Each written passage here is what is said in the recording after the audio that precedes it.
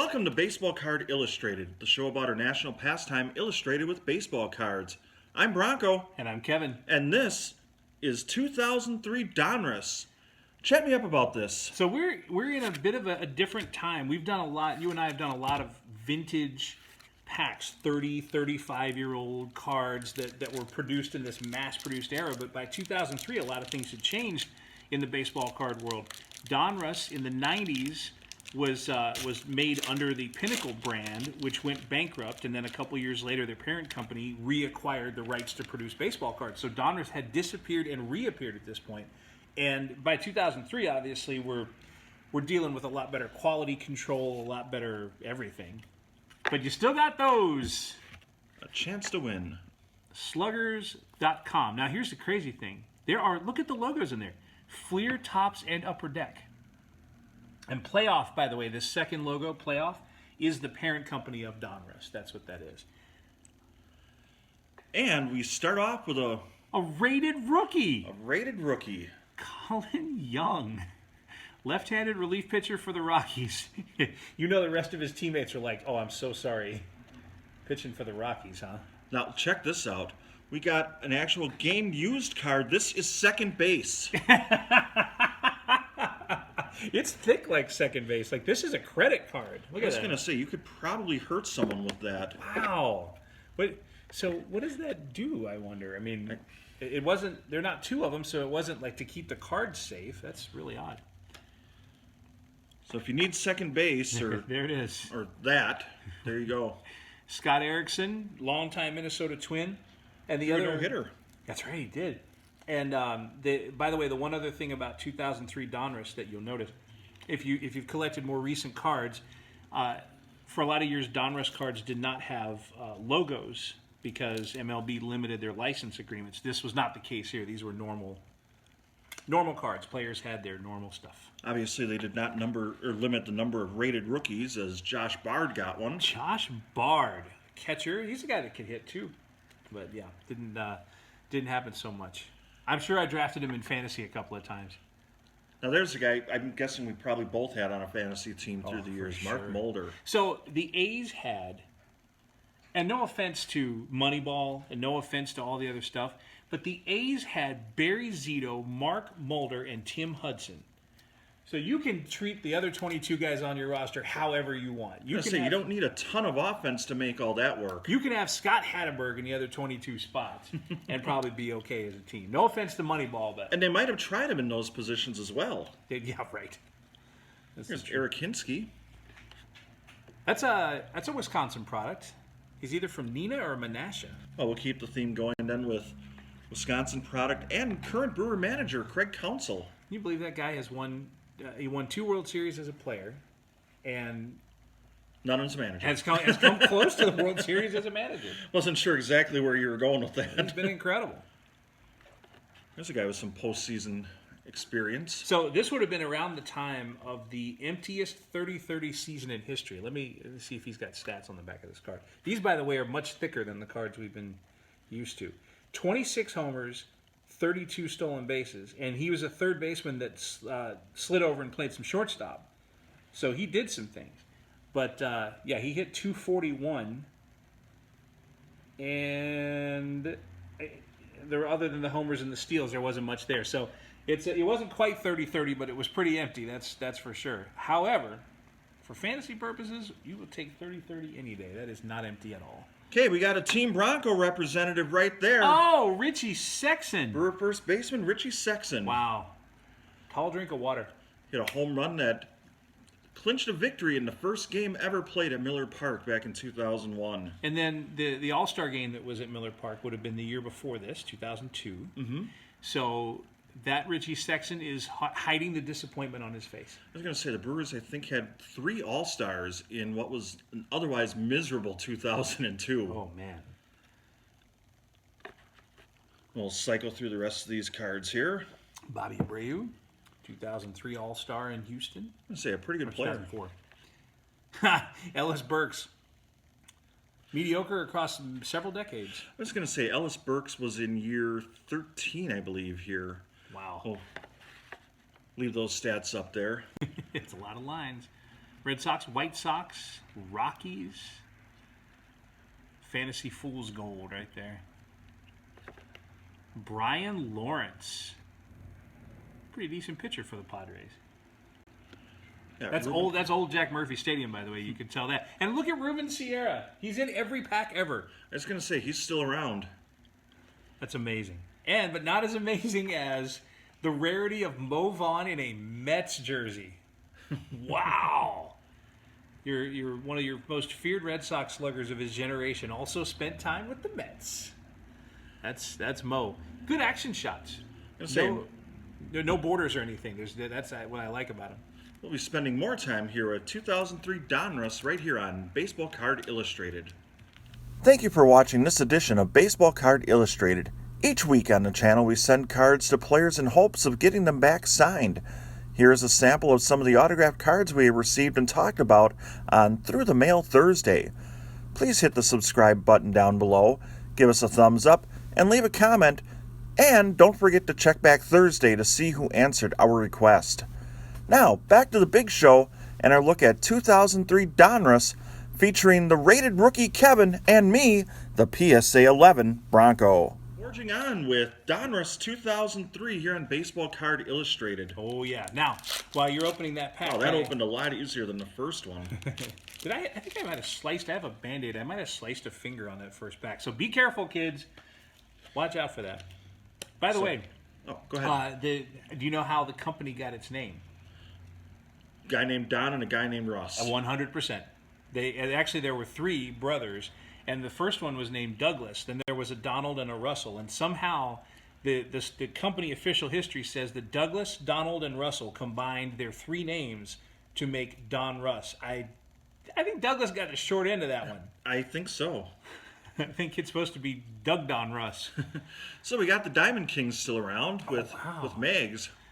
And let's look at this one here. This is early career Ordonez. Ordonez doesn't grab as many headlines as a certain other right fielder in Chicago. Ooh, little Sammy Sosa swipe there. I like it. A former White Sox. Indeed. Yeah, I like that one. Ooh, sorry, I'm messing up your display here. Well, we're going to cover him up with Jeremy Hill. Wow. He's leaning back. Rated rookie. Here's the thing. You've seen a lot of rated rookies. Guess we should have probably gone on to the next card after that, because there's another Diamond King, by the way. Oh! Kurt Schilling. Wow. Possible future Hall of Famer, Kurt Schilling. For a guy that won the World Series in 2001 in Arizona, he does not look happy. He looks very sad there. Maybe he couldn't wash the blood out of his sock. Oh. Now, there's a name, and if anyone's sitting at home with maybe their kid watching this, I want to have you have maybe your son or daughter try to pronounce this last name first before we get into it. Mentkiewicz.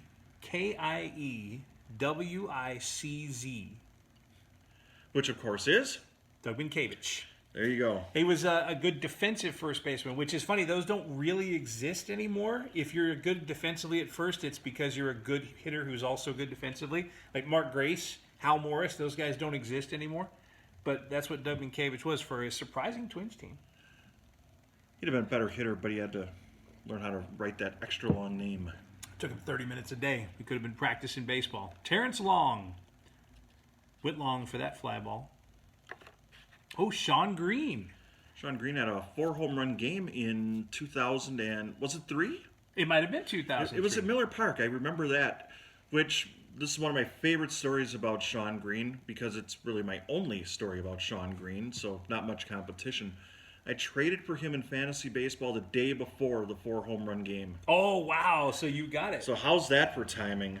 It was May 23rd, 2002. 2002, okay. I knew it was either 2002 or 2003. So the other thing that he did in that game was he had 5 extra base hits for a total of 19 total bases in a game, and that broke Joe Adcock's record set next door at County Stadium. Yeah, I just remember the whole sequence of why I traded for him. He was off to kind of a slow start in 2002. Oh, you were speculating. And I was kind of speculating, and it didn't take him long to catch up. Man, that's great. One of the few times that worked. Here's Lance Berkman. So when you first pulled this card out, look at this thing over on the left. I'll put these together. I thought that card was damaged over here. And I was like, in 2003, cards are coming out of the pack damaged.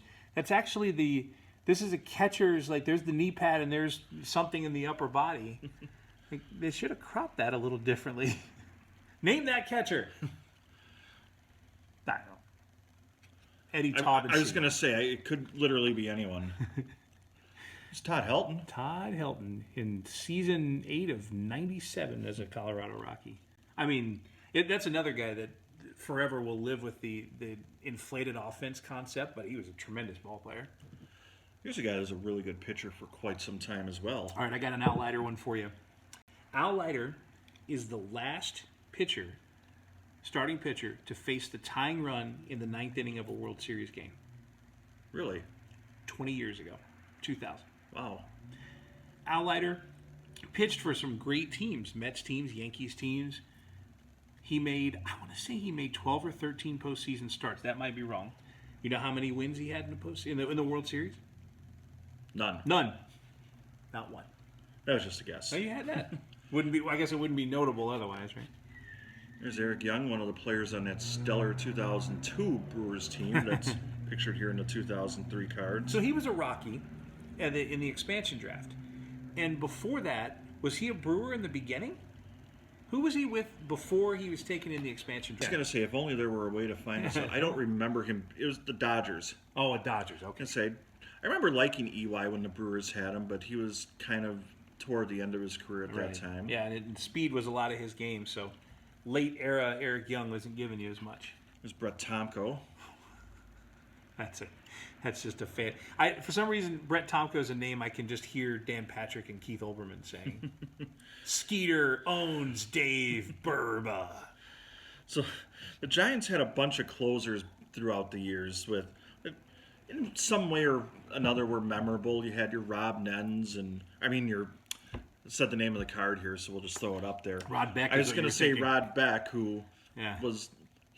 His life could be a movie, don't you think? Oh, living in trailers and all kinds of crazy stuff. But Rob Nen was another one that was kind of memorable for his approach. Yeah. Not his approach, his delivery, where he kind of did that tap at the foot, stutter kind of thing. And you think it'd be legal today? I mean, they've changed the rules a little bit. I don't know. It never really seemed legal back then either, so. He was the son of a major leaguer, Dick Nen. And now one of my favorite guys. Hey, probably should be on Team Bronco. Wait a minute. Fred McGriff was a Cub? I was going to say, and Fred McGriff played for a couple teams that you might not remember. Wow. But the I think it was short-lived Cubs era would certainly qualify on that list. He's the Rams' Joe Namath. or any of the 6 teams Steve Carlton played for at the end of his career. Yeah, the Crime Dog broke in with Toronto, believe it or not. Spent some time with the Padres, and then was obviously traded to Atlanta, and you might want to get into that here.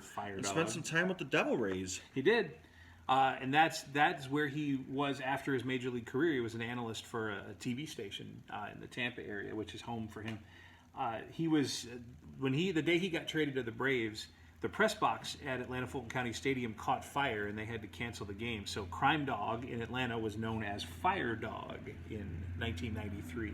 Let's say a big transaction during a great pennant race back in '93 between the Giants and the Braves. Yeah, that was the year before we went to 3 divisions, and the Giants won 100 games and missed the playoffs.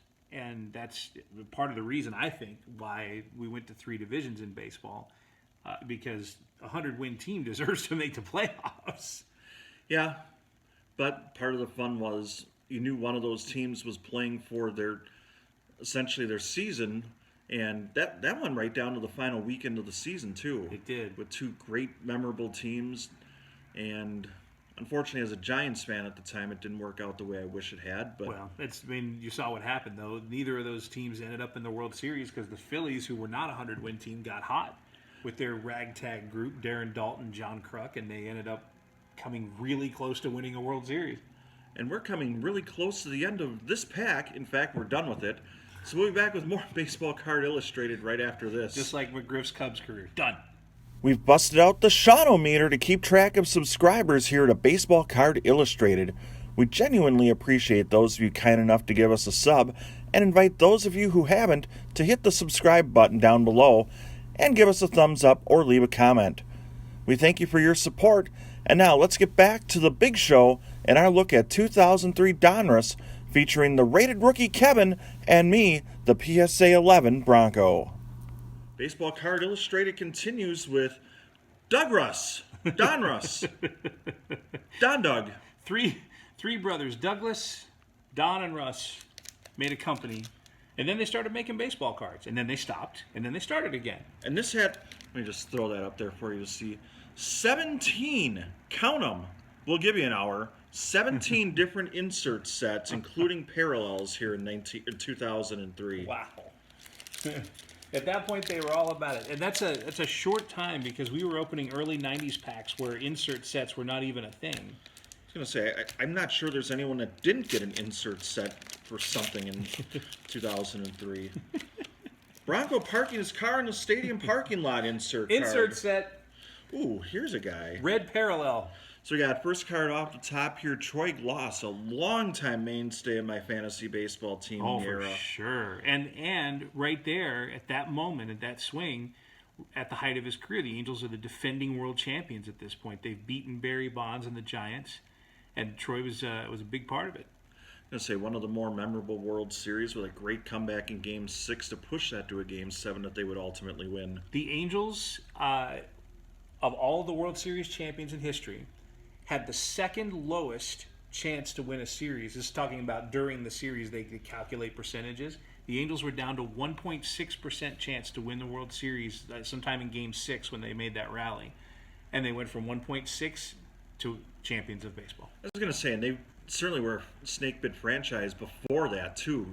The 82 ALCS, what happened in 1986, so they were probably due. Oh, yeah. There were some heartbreak years, and there have been since, too. That's the thing. 2002 is sort of an outlier for them.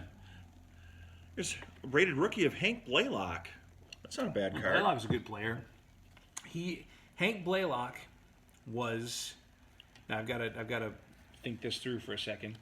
Hank Blaylock was the reason why the Boston Red Sox had home field advantage for the first World Series win that they've had in 86 years. There is a deep dig for you right there. What happened was Hank Blaylock hit a home run, I believe it was, or something to win a game for the American League All-Star team in the 04 All-Star game in Houston. And the Red Sox made the World Series that year, home field advantage, and they ended up winning it. Wait, we've had Jeremy Hill. Why are there so many rated rookies? I was going to say, and this will be just be a rookie. This will be another familiar card for you. Oh, pack runs.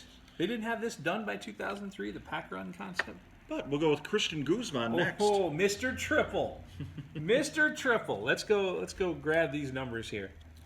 20 triples in 2000, 14 triples in 2001. At the time this card was made, he had 43 career triples and 28 career home runs. He actually would have had more home runs than triples, but eventually they made him continue running the bases once he'd hit the ball out of the stadium. If that was Carlos Gomez, he would have been triple and thrown out trying to score. Now, we've talked a little bit about Roger Craig here, the unofficial, I guess we can call him official, right? Yeah, why not? Official manager of Baseball Card Illustrated. Here's some Giants he did not manage. Got Jason Schmidt. And notice, the Giants did not win the World Series. Too soon. Roger Craig not as their manager. Especially in 2003, that was too soon. Oh, it would have been. Yeah. Got Jeff Kent. Wow. Jeff Kent was, offensively, he's about as good as it was at second base over the course of a career. He was really, really good. And you'd think we're done with Giants in this pack, but no, we got David Bell as well. Hey, Roger Craig's liking this group. I honestly, and if you've listened to us or watched us in previous episodes, you know that Roger Craig took a lot of teams without talent to the postseason. What would he have done with this group, with Jeff Kent? And they would have won 2 World Series in 2002. Yes, 2 in the same year. Yes, they would have been champions of the Japanese League and the American League. Got David Justice there. That's the Moneyball era, David Justice. Why is he swinging? You've seen the movie. Must have been 2 strikes on him at the time. They glorify him taking bases on balls. It's the only movie in the history of mankind where a guy took a walk and did it in slow motion. I'm going to say, could you imagine what that poor photographer's assignment was? We need you to go to Oakland, get a shot of him swinging the bat. You might need to stay there for a whole series. Because all he did was watch pitches and take walks. In 2003 and 2002 with the Oakland A's. Amazing. Got Matt Clement. Oh, wow. And briefly a really good pitcher. I'm assuming these guys were teammates after the trade here, right? Oh, yeah. Ramos Ramirez. Wow, Ramirez traded with, was it Kenny Lofton to the Cubs? Oh, yeah. Man, what a big deal. And, of course, Ramos went on to be just one of those consistently great players. I mean, talk about an underrated guy. He kept hitting all the way to the very end, and that was within the same division, too. That's the wild thing. You had Pittsburgh, you had Chicago, you had Milwaukee. Spent significant time in all three, and, man, did he hit in all three. There's no doubt about that. Now, if you're talking 2003... you had major things. Oh, like that. Like this Steve Bartman card. Wait, who knew? Oh, you know why there's no picture, right? For safety purposes. Yeah, he was in hiding. That would have happened, 2003. And the team it was against? The Marlins, who... See, you never see or hear the other side of it. It's always Bartman. It's not the stuff that happened after Bartman. Or the 15 other people that were reaching for the same ball that Moises Alou was trying to catch by the wall. The error by the shortstop. I mean, you had so many other things. But, that's sort of overlooked. And there's Billy Wagner. All right, quick Billy Wagner story. He's facing Mark McGwire in the 9th inning of a game in McGwire's heyday and Wagner's heyday. Probably around this time, maybe a little earlier than this time. And Wagner can pump at high 90s. And he throws the first pitch. McGwire, big right-handed batter, is ready, and he throws that first pitch about belt high for strike one, and McGwire watches it. And then he climbs it up just a little bit, maybe mid-gut or upper gut level for strike two. And I'm like, Wagner, if you try to go any farther up the ladder, this is going to be a bad ending for you. I'm saying this to the television. And you see Wagner's eyes, and you're like, you know exactly what he's going to do. He pumps the third one in about letter high. And it landed sometime in 2017 in the Philippines. Like, McGwire hit that ball. I swear he pulverized that ball. You know who caught that? Steve Bartman. That's where he was living at the time. The Philippines. Hey, sometimes you got to do what you got to do. And what we got to do is call it a wrap for this pack here on Baseball Card Illustrated, but we've got one more to go. One to go. Major League, with a scene depicted here featuring a young Bronco in the circle, is one of 2 baseball movies shot in Milwaukee. The other is Mr. 3000, which was filmed in 2003. While yours truly, the PSA 11, was also an extra in that film, I don't have a photo with my co-star Bernie Mac. Please take a moment to subscribe, give us a thumbs up, and leave a comment down below. Now, let's see if we can find any cards of Stan the Man Ross or T-Rex Pennybaker in the next pack of 2003 Donruss. Baseball Card Illustrated back for a final inning with 2003 Donruss. It's a great year for baseball.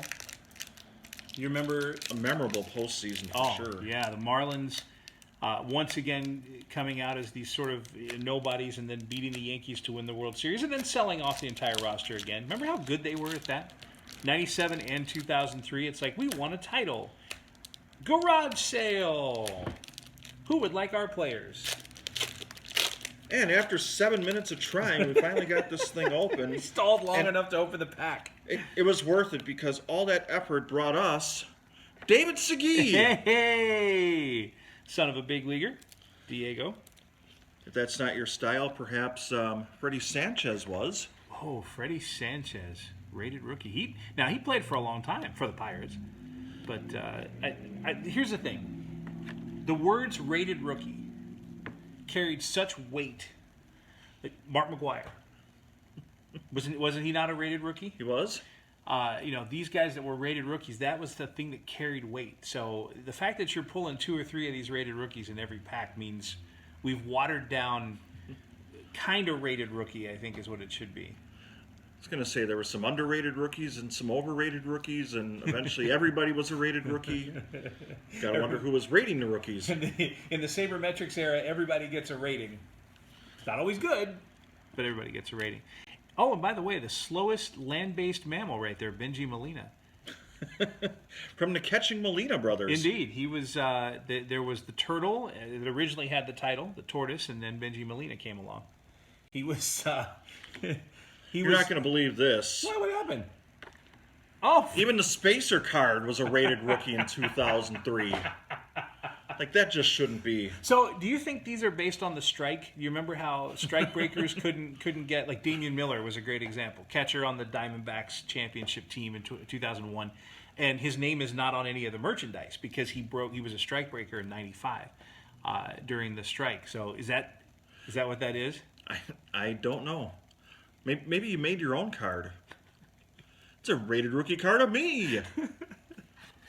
The PSA 11 Bronco with a rated rookie card. PSA 11. Now that you've written on it, doesn't it make it go up? Doesn't that make it better? For sure. Jose Valentin, who I was looking the other day at some offensive numbers. I forget why I was doing this. Well, it's quarantine, everybody's bored.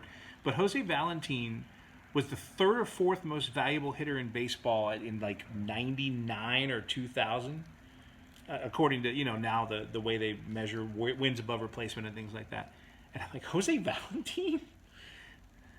How long was he with the Brewers for to get things started? Quite a while. From 92, he literally played 4 games and got 3 at-bats, and he was with the crew all the way through 1999 before going to the White Sox. Wow. He was a little bit more productive than this Brewer player. Alex Sanchez. Wow. We'll just leave that there and move on to Carlos Pena. Hey, there you go. He was around a long time. He's a pretty good power hitter. Yeah.